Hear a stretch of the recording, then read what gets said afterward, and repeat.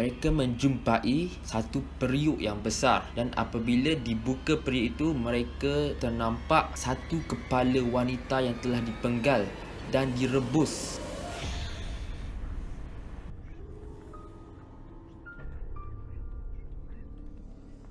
Assalamualaikum warahmatullahi wabarakatuh. Welcome back to my YouTube channel. Kepada korang yang baru sampai ke YouTube channel ini, aku harap sangat korang dapat tekan button subscribe, like dan bell notification supaya aku lebih bersemangat untuk buat video-video baru. Tanpa lengahkan masa lagi, let's go. Baru-baru ini berlaku satu kes yang dimana telah menggemparkan seluruh dunia. Tapi yang pelik adalah aku baru tahu benda ni. Aku akan cerita juga benda ni walaupun benda ni dah lama berlaku. Kes ini berlaku kepada seorang wanita yang berusia 19 tahun, iaitu sama umur dengan aku, yang dikenali sebagai Ayazhan Edilova atau Ayazhan Yedilova. Bagi aku, Ayazhan ni seorang yang sangat-sangat berdikari. Sebab di usia 19 tahun, of course lah dia seorang student, tetapi dia mempunyai side income-nya yang tersendiri.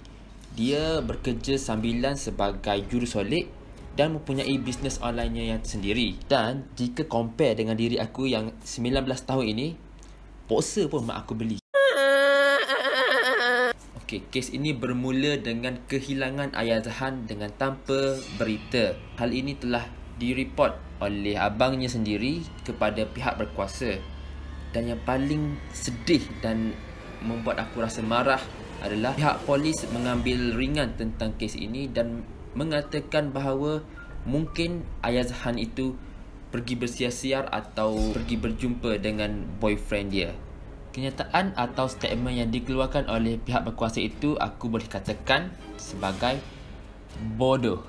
Sebelum aku terlupa, kes ini berlaku di Kazakhstan. Di situ kita nampak betapa tidak bertanggungjawabnya pihak berkuasa kerana mengambil ringan tentang hal kes-kes kehilangan ini. Selepas itu, abang kepada Ayazhan rasa tidak berpuas hati dan menyuruh pihak berkuasa untuk menayangkan rakaman CCTV kepadanya, tetapi ditolak oleh pihak berkuasa kerana mereka kekurangan anggota untuk menyiasat kehilangan adiknya ini. Kerana waktu itu berlaku rusuhan besar-besaran di Kazakhstan, sehingga pihak berkuasa kekurangan anggota untuk menjalankan operasi siasatan terhadap Ayazhan. Lepas 3 hari dari hari kehilangan Ayazhan, iaitu pada 22 Mac 2021, pihak polis mula membuka kertas siasatan dan memeriksa rakaman-rakaman CCTV. And yes, mereka berjaya menjumpai lokasi terakhir di mana Ayazhan berada, iaitu di sebuah apartmen. And diorang tak buang masa, diorang terus serbu ke apartmen tu.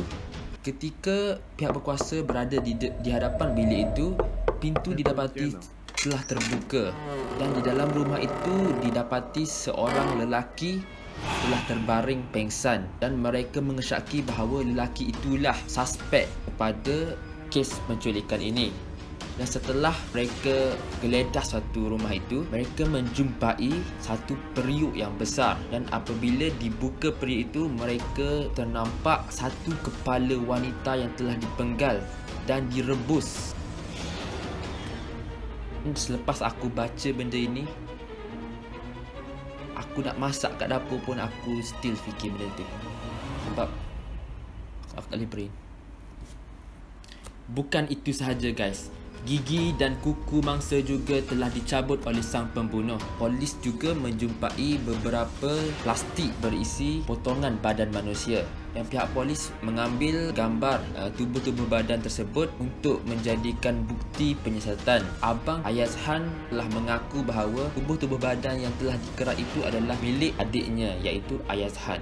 Pihak polis juga telah mengesyaki bahawa lelaki yang pengsan itu adalah pembunuh bersiri, kerana di dalam rumahnya itu terdapat satu lagi potongan badan mayat yang belum diketahui pemiliknya. Lelaki yang pengsan itu telah dibawa ke hospital dan berjaya diselamatkan. Rupa-rupanya guys, lelaki itu cuba untuk bunuh diri. Polis siasat, rupa-rupanya lelaki itu bernama Ruslan, berusia 28 tahun. Dia merupakan pelatih farmasi guys. Budak bijak tu guys. Sebab itulah aku selalu tekankan, orang yang bijak tidak semestinya bijak. Orang yang bodoh tidak semestinya bodoh. Alhamdulillah, suspek telah pun berjaya ditangkap. Tapi yang menjadi masalahnya adalah kes ini masih dalam siasatan guys. Dan suspek masih belum dikenakan apa-apa tindakan ke atasnya. Abang kepada mangsa juga telah berkata bahawa dia risau sekiranya pembunuh tidak dikenakan apa-apa tindakan kerana dicop sebagai gila. Seperti yang kita tahu, sekiranya seseorang itu gila atau mempunyai masalah mental, dia tidak akan dikenakan apa-apa tindakan, melainkan dimasukkan ke dalam hospital gila. Sebagai kesimpulannya, kepada wanita-wanita di luar sana, tolonglah jaga diri korang dengan baik-baik. Jangan percaya mana-mana lelaki selain daripada family korang. Ini saja daripada aku. Aku Is, kasih kau tim.